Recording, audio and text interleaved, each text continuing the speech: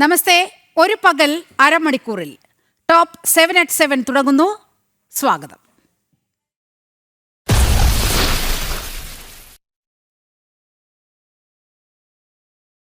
അതിജീവിതയെ അധിക്ഷേപിച്ച കേസിൽ രാഹുൽ ഈശ്വറിന് ജാമ്യമില്ല. രാഹുൽ 14 ദിവസം റിമാൻഡിൽ. രാഹുൽ ചെയ്ത കുറ്റം നിസ്സാരമായി കാണാനാകില്ലെന്ന് കോടതി. പ്രതി സമാന കുറ്റം ആവർത്തിക്കാൻ സാധ്യതയുണ്ടെന്നും കോടതിയുടെ നിരീക്ഷണം.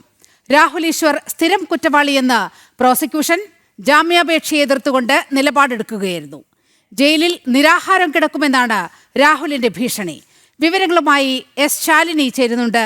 ശാലിനി, 14 ദിവസം റിമാൻഡിലായിരിക്കുകയാണ്. ആ പെൺകുട്ടിയുടെ ഐഡന്റിറ്റി സമൂഹ മധ്യത്തിൽ വെളിപ്പെടുത്തുന്ന സൂചകങ്ങളിലേക്ക് എല്ലാം രാഹുൽ കുറേ കാര്യങ്ങൾ മുന്നോട്ട് വെച്ചു. യൂട്യൂബ് വീഡിയോകളിലൂടെ ആ പെൺകുട്ടിയെ അപമാനിച്ചു.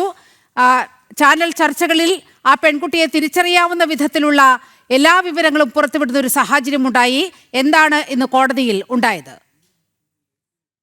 ലിമ സൂചിപ്പിച്ചതുപോലെ തന്നെയാണ് സമൂഹ മാധ്യമങ്ങളിൽ പെൺകുട്ടിയുടെ ഐഡന്റിറ്റി വെളിപ്പെടുത്തുന്ന രീതിയിലുള്ള പ്രതികരണങ്ങൾ രാഹുൽ ഈശ്വറിന്റെ ഭാഗത്തു നിന്ന് ഉണ്ടായിട്ടുണ്ട്.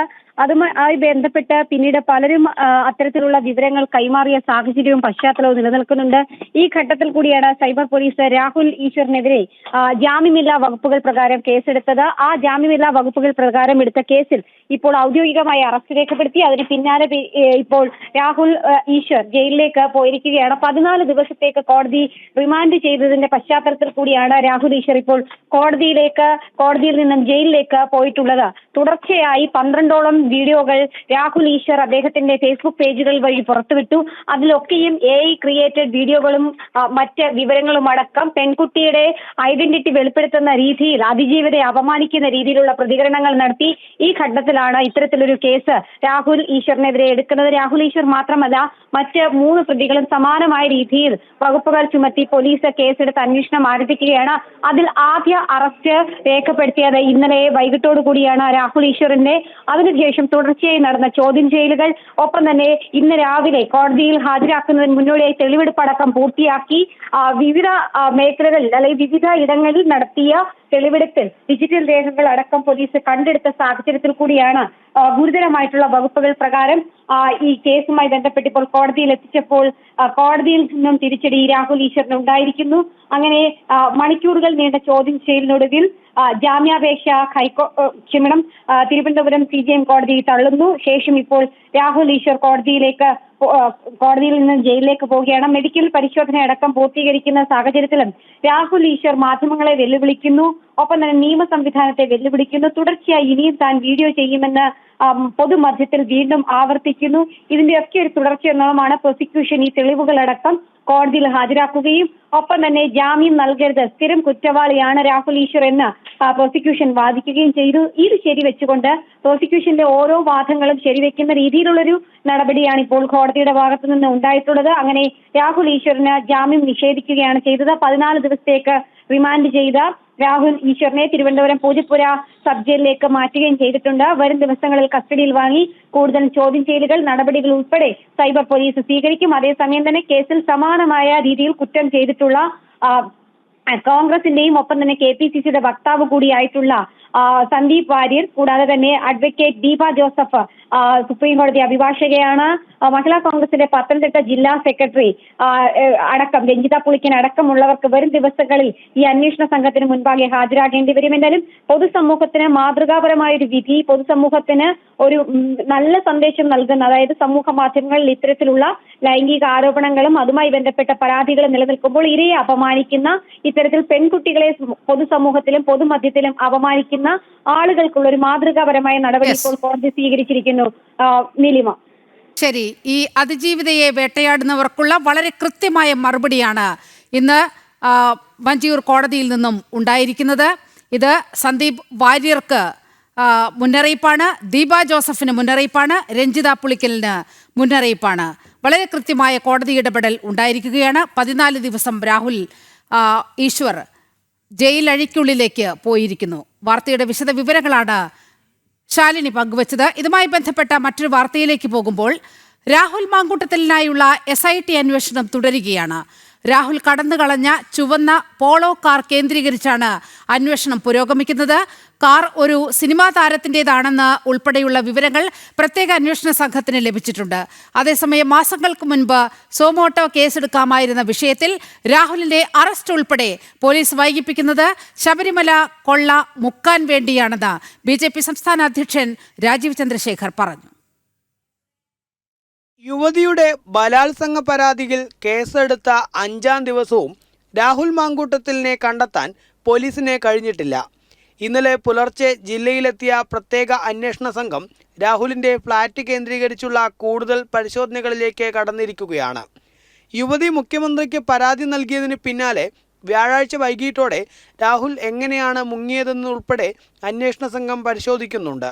കണ്ണാടിയിൽ കോൺഗ്രസിന്റെ തെരഞ്ഞെടുപ്പ് പ്രചാരണത്തിൽ നിൽക്കവെയാണ് രാഹുൽ ഒളിവിൽ പോയത്.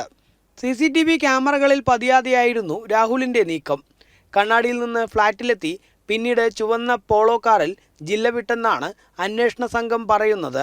ഈ കാറ് ഒരു സിനിമ നടിയുടേതാണെന്ന വിവരവും പുറത്തു വന്നിട്ടുണ്ട്. അതേസമയം അന്വേഷണ സംഘത്തെ തെറ്റിദ്ധരിപ്പിക്കാനും തെളിവ് നശിപ്പിക്കാനും രാഹുൽ ശ്രമിച്ചിട്ടുണ്ട്. രാഹുൽ മുങ്ങിയ കഴിഞ്ഞ വ്യാഴാഴ്ചത്തെ CCTV ദൃശ്യങ്ങൾ രാഹുലിൻ്റെ ഫ്ളാറ്റിലെ DVRൽ നിന്നും ഡിലീറ്റ് ചെയ്ത നിലയിലാണ്. അപ്പാർട്ട്മെൻറ്റ് കെയർടേക്കറെ സ്വാധീനിച്ച് ഡിലീറ്റ് ചെയ്തെന്നാണ് സംശയം. കൂടാതെ രാഹുൽ കഴിഞ്ഞ ദിവസം തിരുവനന്തപുരത്തെത്തിയെന്ന പ്രചാരണവും തെറ്റിദ്ധരിപ്പിക്കലിൻ്റെ ഭാഗമാണെന്നാണ് കരുതുന്നത്.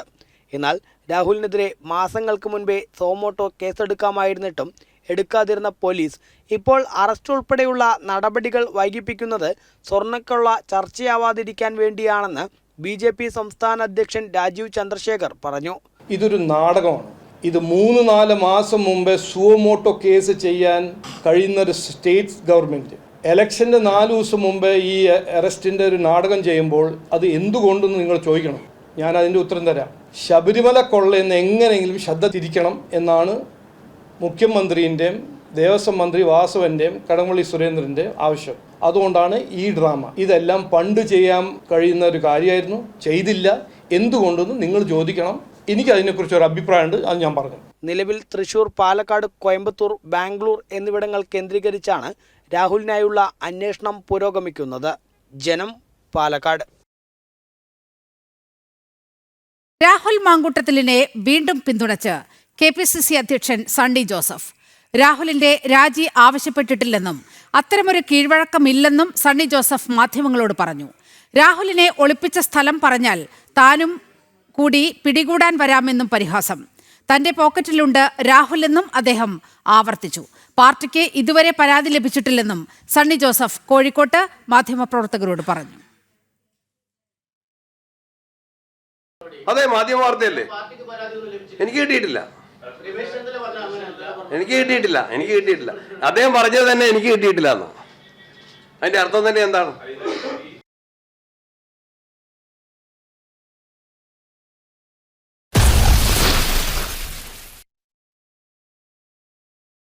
ഈ തെരഞ്ഞെടുപ്പ് കാലത്ത് മുഖ്യമന്ത്രി വീണ്ടും കുരുക്കിലാകുകയാണ്.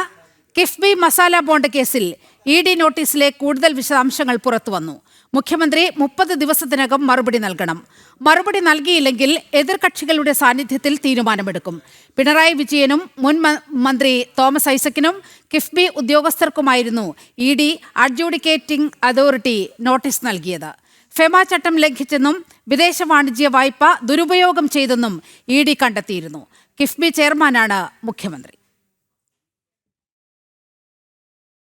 അന്വേഷണം പൂർത്തിയാക്കി ED നൽകിയ റിപ്പോർട്ടിന്റെ അടിസ്ഥാനത്തിലാണ് അഡ്ജുഡിക്കേറ്റിംഗ് അതോറിറ്റി നോട്ടീസ് അയച്ചത്. മുഖ്യമന്ത്രി പിണറായി വിജയൻ, മുൻ ധനമന്ത്രി ഡോക്ടർ തോമസ് ഐസക് എന്നിവർക്ക് പുറമെ കിഫ്ബി MD KM എബ്രഹാം, മറ്റു ഉദ്യോഗസ്ഥർ എന്നിവർക്കും നോട്ടീസുണ്ട്. മസാല ബോണ്ട് വഴി കണ്ടെത്തിയ പണം അടിസ്ഥാന സൗകര്യ വികസനത്തിന് ഉപയോഗിച്ചത് ചട്ടലംഘനമാണെന്ന് ED കണ്ടെത്തിയിരുന്നു. ഫെമ ചട്ടലംഘനം വ്യക്തമായിരുന്നു. 2019 ജനുവരി 17 മുഖ്യമന്ത്രിയുടെ നേതൃത്വത്തിൽ ചേർന്ന യോഗത്തിലാണ് മസാല ബോണ്ട് സമാഹരണത്തിനുള്ള തീരുമാനമെടുത്തത്. 2019 മാർച്ചിൽ മസാല ബോണ്ട് ഇറക്കി കിഫ്ബി 2150 കോടി രൂപ സമാഹരിച്ചു. CAG റിപ്പോർട്ടിന്റെ അടിസ്ഥാനത്തിൽ 2021 ED അന്വേഷണം ആരംഭിച്ചത്. കിഫ്ബി മസാല ബോണ്ട് ഭരണഘടനാ വിരുദ്ധമാണെന്നും കേരളം കേന്ദ്രത്തിന്റെ അധികാരത്തിൽ കടന്നുകയറിയെന്നും CAG റിപ്പോർട്ടിലുണ്ടായിരുന്നു. ഭരണഘടനാ വ്യവസ്ഥകൾ പാലിക്കപ്പെട്ടില്ല. വിദേശ കടമെടുപ്പ് അധികാരം കേന്ദ്രത്തിന് മാത്രമാണെന്നിരിക്കെയായിരുന്നു കിഫ്ബി ഒരു സ്വതന്ത്ര ഏജൻസിയാണെന്ന വാദത്തിൽ മസാല ബോണ്ട് പുറത്തിറക്കിയത്. RBI ചട്ടങ്ങളും പാലിക്കപ്പെട്ടില്ല. 2021 ED അന്വേഷണം ആരംഭിച്ചത്. 9.72% പലിശയിലായിരുന്നു മസാല ബോണ്ട് ഇറക്കി പണം സമാഹരണം നടത്തിയത്. നോട്ടീസിന് നൽകുന്ന മറുപടി തൃപ്തികരമല്ലെങ്കിൽ മുഖ്യമന്ത്രിയിൽ നിന്നടക്കം കൂടുതൽ വ്യക്തത തേടും. ജനം, കൊച്ചി.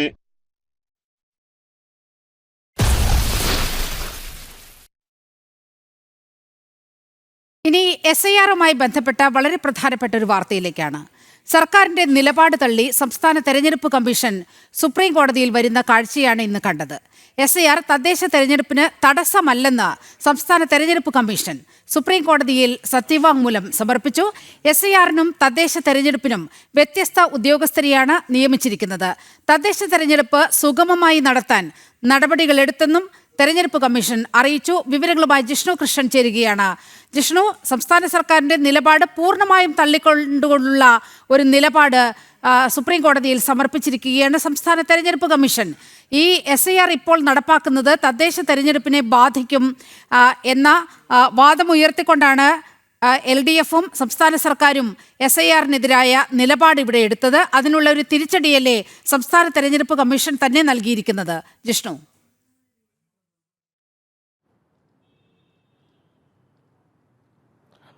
നിലിമ, കേരളത്തിലെ SIR-മായി ബന്ധപ്പെട്ട കേസിൽ ഏറ്റവും നിർണായകമായിട്ടുള്ള വിവരമാണിപ്പോൾ സംസ്ഥാന തെരഞ്ഞെടുപ്പ് കമ്മീഷന്റെ ഭാഗത്തുനിന്ന് സുപ്രീം കോടതിയിൽ ഉണ്ടായിട്ടുള്ളത്. കാരണം ഈ ഹർജികളിൽ സംസ്ഥാന സർക്കാരിന്റെ ഭാഗത്തുനിന്നുള്ള ഹർജിയിലെ ഏറ്റവും പ്രധാനപ്പെട്ട വാദം എന്നുള്ളത് കേരളത്തിലെ SIR നടപടികൾ നീട്ടിവെക്കണം. കാരണം തദ്ദേശ സ്ഥാപനങ്ങളിലേക്കുള്ള തെരഞ്ഞെടുപ്പ് നടക്കുകയാണ്. അതിന്റെ പ്രവർത്തനങ്ങളെ SIR നടപടികൾ ബാധിക്കും. അതുകൊണ്ട് നീട്ടിവെക്കണമെന്നായിരുന്നു സംസ്ഥാന സർക്കാരും ഒപ്പം CPM-ഉം കോൺഗ്രസും മുസ്ലിം ലീഗും ഹർജികൾ നൽകിയിട്ടുണ്ട്. ഹർജികളിൽ എല്ലാം തന്നെ പ്രധാനപ്പെട്ട ഒരു വാദം തദ്ദേശ തെരഞ്ഞെടുപ്പ്, പിന്നെ CPM ഉൾപ്പെടെ ആവർത്തിച്ചത് ഇത് ഭരണഘടനാ വിരുദ്ധമായിട്ടുള്ള പ്രവൃത്തി എന്നുള്ളതാണ്. അതിനപ്പുറത്തേക്ക് ഇന്നിപ്പോൾ സംസ്ഥാന തെരഞ്ഞെടുപ്പ് കമ്മീഷൻ സുപ്രീം കോടതിയിൽ ഒരു സത്യവാങ്മൂലം നൽകിയിരിക്കുകയാണ്. അതിൽ വളരെ കൃത്യമായി ചൂണ്ടിക്കാട്ടിയത് സംസ്ഥാനത്ത് SIR നടപടികൾക്കും തദ്ദേശ സ്വയംഭരണ സ്ഥാപനങ്ങളിലേക്ക് നടക്കുന്ന തെരഞ്ഞെടുപ്പിനും പ്രത്യേകം ഉദ്യോഗസ്ഥരെയാണ് ഏർപ്പെടുത്തിയിട്ടുള്ളത്. ഉദ്യോഗസ്ഥർക്ക് അതുകൊണ്ട് ജോലിഭാരം കൂടുകയോ അല്ലെങ്കിൽ മറ്റ് പ്രശ്നങ്ങൾ ഉണ്ടാകുന്നില്ല. അതുമാത്രമല്ല, SIR നടപ്പാക്കാൻ തെരഞ്ഞെടുപ്പ് കമ്മീഷൻ പൂർണ്ണ സജ്ജമാണ് എന്ന് സംസ്ഥാനത്തെ തെരഞ്ഞെടുപ്പ് കമ്മീഷൻ ഇപ്പോൾ സുപ്രീം കോടതിയിൽ അറിയിച്ചിരിക്കുകയാണ്. അത് സംസ്ഥാന സർക്കാരിനെ സംബന്ധിച്ച് സുപ്രീം കോടതിയിലെ നിയമ നടപടികളിലെ വലിയ തിരിച്ചടിയാണ് എന്ന് വേണം ചൂണ്ടിക്കാണിക്കാൻ. അതുമാത്രമല്ല, നിലവിൽ തദ്ദേശ സ്വയംഭരണ സ്ഥാപനങ്ങളിലേക്കുള്ള തെരഞ്ഞെടുപ്പുമായി ബന്ധപ്പെട്ട പ്രധാനപ്പെട്ട നടപടികളെല്ലാം തന്നെ പൂർത്തിയായിട്ടുണ്ട്. BLO-മാരുടെ മരണം അത് SIR നടപടികളുമായി ബന്ധപ്പെട്ട ജോലിഭാരം കൊണ്ടാണ് എന്ന് വാദിക്കാൻ സാധിക്കില്ല എന്ന കാര്യം കൂടി സംസ്ഥാന തെരഞ്ഞെടുപ്പ് കമ്മീഷൻ കോടതിക്ക് മുൻപാകെ ചൂണ്ടിക്കാട്ടിയിരുന്നു. ഇതേ കാര്യം നേരത്തെ കേന്ദ്ര തെരഞ്ഞെടുപ്പ് കമ്മീഷനും സുപ്രീം കോടതിക്ക് മുൻപിൽ എത്തിച്ചിരുന്നു. കാരണം കേരളത്തിലെ സാഹചര്യം വ്യത്യസ്തമല്ലേ എന്നൊരു ചോദ്യം സുപ്രീം കോടതിയുടെ ഭാഗത്തുനിന്ന് ചീഫ് ജസ്റ്റിസ് അധ്യക്ഷനായ ബെഞ്ച് ഉയർത്തിയിരുന്നു. കാരണം ഒരു തദ്ദേശ തെരഞ്ഞെടുപ്പ് നടക്കുകയല്ലേ എന്ന ചോദ്യം കോടതി ഉയർത്തിയപ്പോൾ അത് ഒരു തരത്തിലും SIR നടപടികളെ ബാധിക്കില്ല. സംസ്ഥാന തെരഞ്ഞെടുപ്പ് കമ്മീഷനും കളക്ടർമാരും അത്തരത്തിലൊരു അഭിപ്രായം മുൻപോട്ട് വെച്ചില്ല. SIR നടപടികൾ തദ്ദേശ തെരഞ്ഞെടുപ്പിനെ ബാധിക്കില്ല എന്ന് കേന്ദ്ര സർക്കാരും വ്യക്തമാക്കിയിരുന്നു. സർക്കാരിന്റെ നിലപാട് പാടെ തള്ളിക്കൊണ്ട് സംസ്ഥാന തെരഞ്ഞെടുപ്പ് കമ്മീഷൻ സുപ്രീം കോടതിയിൽ നിലപാട് വ്യക്തമാക്കിയിരിക്കുകയാണ്. ജിഷ്ണു കൃഷ്ണനാണ് വാർത്തയുടെ വിശദാംശങ്ങൾ നൽകിയത്. ഇനി പാർലമെന്റ് സമ്മേളനവുമായി ബന്ധപ്പെട്ട് പോയാൽ ജനാധിപത്യത്തിന് കരുത്തേറുന്നുവെന്ന് ബീഹാർ വിജയത്തെ ഓർമ്മിപ്പിച്ച് പ്രധാനമന്ത്രി നരേന്ദ്രമോദി. ജനാധിപത്യം സാധ്യമാകുമെന്ന് തെളിയിക്കപ്പെടുന്നതാണ് ഓരോ തെരഞ്ഞെടുപ്പും. പാർലമെന്റിൽ നാടകമല്ല വേണ്ടത്, പാർലമെന്റിൽ ജനങ്ങൾക്കായി സംസാരിക്കണം. തെരഞ്ഞെടുപ്പ് തോൽവികളിലെ നിരാശയും അമർഷവും പാർലമെന്റിൽ പ്രകടിപ്പിക്കരുതെന്നും പ്രധാനമന്ത്രി പറഞ്ഞു. ബീഹാറിലെ ഉയർന്ന പോളിംഗ് നിരക്ക് ചരിത്രമാണെന്നും പ്രതിപക്ഷം പരാജയം അംഗീകരിക്കണമെന്നും പ്രധാനമന്ത്രി പാർലമെന്റിന്റെ ശൈത്യകാല സമ്മേളനത്തിന് മുന്നോടിയായി പറഞ്ഞു. एक तरफ लोकतंत्र की मजबूती और इस लोकतांत्रिक व्यवस्थाओं के भीतर अर्थतंत्र की मजबूती, इसको भी दुनिया बहुत बारीकी से देख रही है. भारत ने सिद्ध कर दिया है डेमोक्रेसी कैन डिलीवर. विपक्ष भी अपना दायित्व निभाएं, चर्चा में ऐसे मुद्दे उठाएं, मजबूत मुद्दे उठाएं, पराजय के निराशा में से बाहर निकल करके आए. और दुर्भाग्य है कि एक आध दो दल तो ऐसे हैं कि वो पराजय भी नहीं पचा पाते.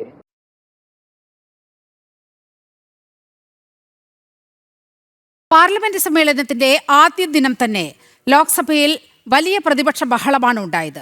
വോട്ടർ പട്ടികയിലെ തീവ്ര പരിഷ്കരണം ഉയർത്തി പ്രതിപക്ഷം സഭാ നടപടികൾ തടസ്സപ്പെടുത്തുകയാണ് ചെയ്തത്. ബീഹാറിലെ ദയനീയ പരാജയത്തിന്റെ ജാള്യത മറയ്ക്കാനാണ് പ്രതിപക്ഷം ശ്രമിക്കുന്നതെന്ന് BJP വ്യക്തമാക്കി. രാജ്യസഭാ അധ്യക്ഷ സ്ഥാനത്തെത്തിയ CP രാധാകൃഷ്ണനെ പ്രധാനമന്ത്രി നരേന്ദ്രമോദിയും പ്രതിപക്ഷ നേതാവ് മല്ലികാർജ്ജുൻ ഖാർഗെയും അഭിനന്ദിച്ചു. വിവരങ്ങളുമായി ജിഷ്ണു കൃഷ്ണൻ ചേരുന്നുണ്ട്. ജിഷ്ണു, നേരത്തെയുള്ള സഭാ സമ്മേളനങ്ങൾ പോലെ തന്നെ ഇത്തവണയും ലോക്സഭയിൽ പ്രതിപക്ഷം എടുത്ത നിലപാട് അത് ഊഹിക്കാവുന്നതേയുള്ളൂ. ഇത്തവണ വോട്ടർ പട്ടികയിലെ തീവ്ര പരിഷ്കരണം ഉയർത്തിക്കൊണ്ടായിരുന്നു പ്രതിഷേധം ഉണ്ടായത്. എങ്ങനെയാണ് ഇന്നത്തെ സഭാ നടപടികളെ സമഗ്രമായി നമുക്കൊന്ന് വിലയിരുത്താനാകുക?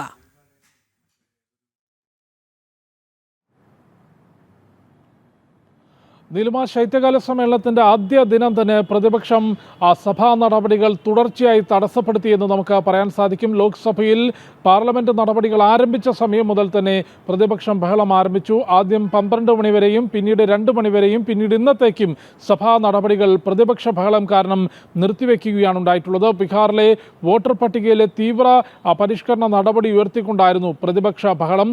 കഴിഞ്ഞ കുറച്ചു കാലങ്ങളായി സഭാ സമ്മേളനങ്ങൾ പരിശോധിക്കുമ്പോൾ എല്ലാ ദിവസവും ഇത്തരത്തിൽ വിവിധ വിഷയങ്ങൾ ഉയർത്തിക്കൊണ്ട് സഭാ നടപടികൾ പൂർണ്ണമായും തടസ്സപ്പെടുത്തിക്കൊണ്ട് നേരത്തെയും പാർലമെന്റിനകത്ത് ഇത്തരത്തിലുള്ള പ്രതിഷേധങ്ങൾ ഉണ്ടാകുന്നത് അത് സ്വാഭാവികമായിരുന്നു. ജനാധിപത്യ രീതിയിൽ പ്രതിഷേധങ്ങൾ ഉയർത്താറുണ്ടായിരുന്നു. പിന്നീട് സഭയിൽ ക്രിയാത്മകമായ ചർച്ചകൾക്കുള്ള അവസരം ഒരുങ്ങാറുണ്ടായിരുന്നു. എന്നാൽ നിലവിൽ അത്തരത്തിലുള്ള ചർച്ചകൾക്കും വികസന ചർച്ചകളോ അല്ലെങ്കിൽ രാജ്യത്തിൻ്റെ മുൻപോട്ട് പോക്കിന് ഉതകുന്ന ചർച്ചകൾക്കോ ഒന്നിനും സമയം അനുവദിക്കാതെ അല്ലെങ്കിൽ അതിനൊന്നും ഇട നൽകാതെ സഭാ നടപടികൾ പൂർണ്ണമായും തടസ്സപ്പെടുത്തുന്ന സമീപനമാണ് പ്രതിപക്ഷം സ്വീകരിക്കുന്നത്. ശൈത്യകാല സമ്മേളനത്തിന്റെ ആദ്യ ദിനത്തിലും പ്രതിപക്ഷം അത് കൈക്കൊണ്ടു. ലോക്സഭയിൽ സഭാ നടപടികൾ തുടർച്ചയായി തടസ്സപ്പെടുത്തി. ബഹളം കാരണം സഭാ നടപടികൾ മുൻപോട്ട് കൊണ്ടുപോകാനാകാതെയാണ് സ്പീക്കർ ഇന്നത്തേക്ക് സഭാ നടപടികൾ നിർത്തിവെച്ചിട്ടുള്ളത്. നിരവധി തവണ സ്പീക്കർ പ്രതിപക്ഷത്തിന് മുൻപിലേക്ക് സഭയിൽ സംയമനം പാലിക്കണമെന്നും സഭയിലെ നടപടികൾ പുരോഗമിക്കാൻ അവസരമുണ്ടാകണമെന്നും മുൻപോട്ട് വെച്ചെങ്കിലും അതിന് വഴങ്ങാൻ തയ്യാറാകാതെയാണ് പ്രതിപക്ഷം ബഹളം വെച്ചത്. ജനാധിപത്യ രീതികൾക്ക് വഴങ്ങാത്ത ഒരു പ്രതിപക്ഷത്തെയാണ് നമ്മൾ ഇന്ന് ലോക്സഭയിൽ കണ്ടത്.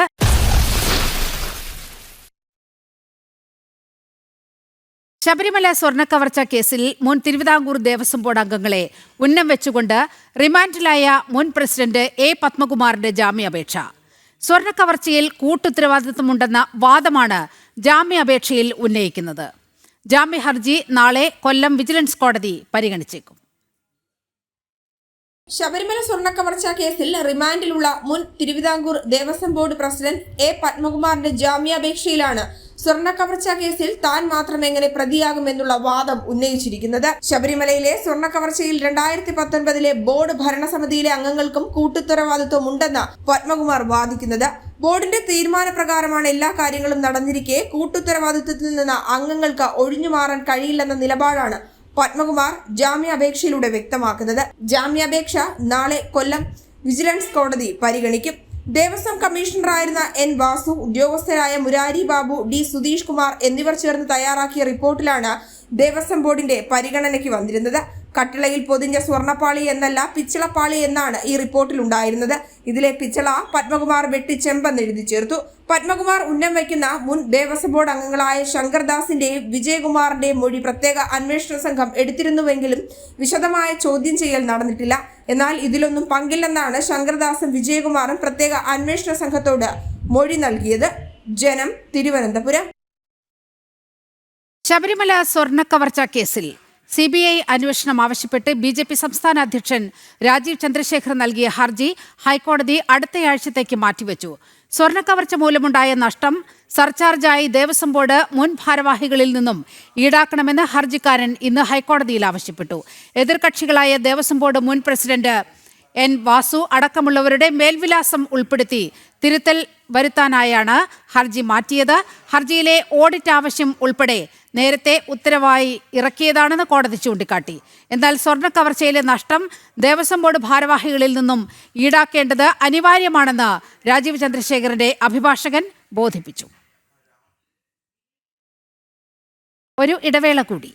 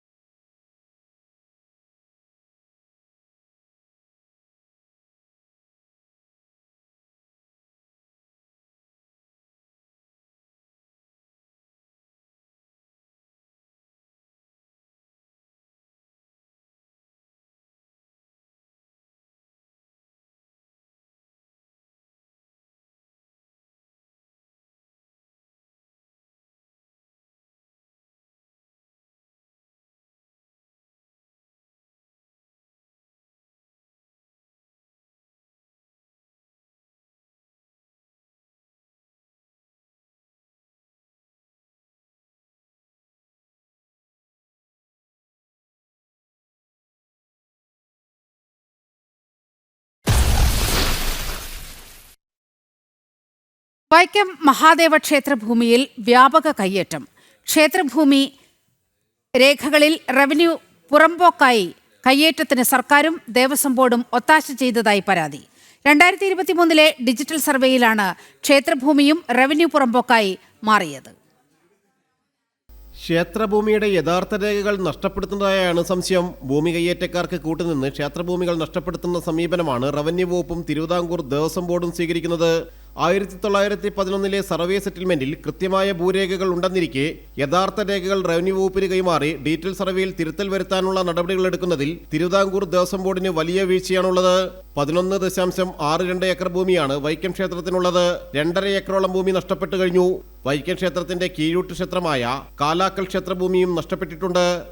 കാലാക്കൽ ക്ഷേത്രവും വൈക്കം ക്ഷേത്രവും റവന്യൂ പുറമ്പോക്ക് എന്നുള്ള രീതിയിലേക്ക് മാറ്റിയേക്കുവാണ്. റവന്യൂ പുറമ്പോക്ക് എന്ന് ഉദ്ദേശിക്കുമ്പോഴത്തേക്കും ഡിജിറ്റൽ സർവേയിൽ റവന്യൂ പുറമ്പോക്ക് എന്നുള്ള രീതിയിലേക്ക് മാറ്റിയേക്കുവാണ്. ആയത് 2023 കാലഘട്ടങ്ങളിലാണ് ഇത് ഡിജിറ്റൽ സർവേ നടന്നത്. ആ ഡിജിറ്റൽ സർവേയിൽ നമ്മൾ അത് കഴിഞ്ഞതിന് ശേഷം നമ്മൾ പരിശോധിച്ചപ്പോഴത്തേക്കും എൻ്റെ ഭൂമി പോലുള്ള പോർട്ടലുകളിൽ നമ്മൾ നോക്കുമ്പോഴും നേരിട്ട് ചെന്ന് ചോദിക്കുമ്പോഴും പറയുന്നത് റവന്യൂ പുറമ്പോക്ക് എന്നുള്ള രീതിയിലാണ് പറയുന്നത്. ദേവസ്വം ഭൂമിയായിരുന്ന ഈ സ്ഥലങ്ങൾ റവന്യൂ പുറമ്പോക്കാക്കുന്നത് സ്വകാര്യ വ്യക്തികൾക്ക് അനുകൂലമായിട്ട് അവരുടെ ദേവസ്വം ഭൂമി കൈകാലാക്കി വെച്ചേക്കുന്നവർക്ക് വേണ്ടിയിട്ടുള്ള ഒരു ഒത്താശ ചെയ്തു കൊടുക്കലാണ് റവന്യൂ ഡിപ്പാർട്ട്മെന്റും ദേവസ്വം ബോർഡും തമ്മിൽ ചെയ്യുന്നത്.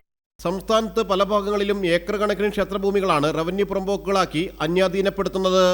സർക്കാരിൻ്റെയും ദേവസ്വം ബോർഡുകളുടെയും അലംഭാവത്തിൽ ഏക്കർ കണക്കിന് ക്ഷേത്രഭൂമികൾ നഷ്ടപ്പെടുന്നതിൻ്റെ ഏറ്റവും ഒടുവിലത്തെ ഉദാഹരണമാണ് വൈക്കം മഹാദേവ ക്ഷേത്രത്തിൻ്റെ ഭൂമി റവന്യൂ പുറമ്പോക്കായി മാറിയിരിക്കുന്നത്. ഇത് തിരിച്ചു പിടിക്കാനുള്ള യാതൊരു ശ്രമവും സർക്കാർ ദേവസ്വം ബോർഡുകളുടെ ഭാഗത്തു നിന്ന് ഉണ്ടാകുന്നുമില്ല.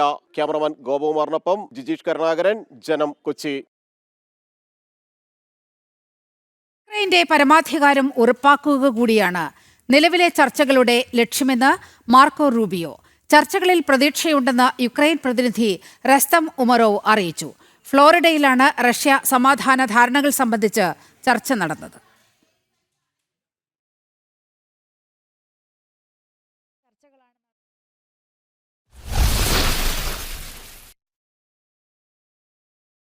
ഏകാദശി നിറവിലാണ് ഗുരുവായൂർ ശ്രീകൃഷ്ണസ്വാമി ക്ഷേത്രം. വൃശ്ചിക മാസത്തിലെ ശുക്ലപക്ഷ ഏകാദശിയായ ഇന്ന് അഭൂതപൂർവമായ ഭക്തജന തിരക്കാണ് ക്ഷേത്രത്തിൽ അനുഭവപ്പെട്ടത്. ദശമി ദിവസത്തിൽ പുലർച്ചെ 3 തുറന്ന നട നാളെ രാവിലെ അടയ്ക്കും. സുപ്രീംകോടതി വിധി പ്രകാരം ഉദയാസ്തമയ പൂജയോടെയാവും ഇത്തവണ ഏകാദശി ആഘോഷിക്കുക. ഓരോ 5 പൂജകൾ കഴിഞ്ഞാൽ 1 മണിക്കൂർ തുടർച്ചയായി ഭക്തർക്ക് ദർശനം അനുവദിക്കും.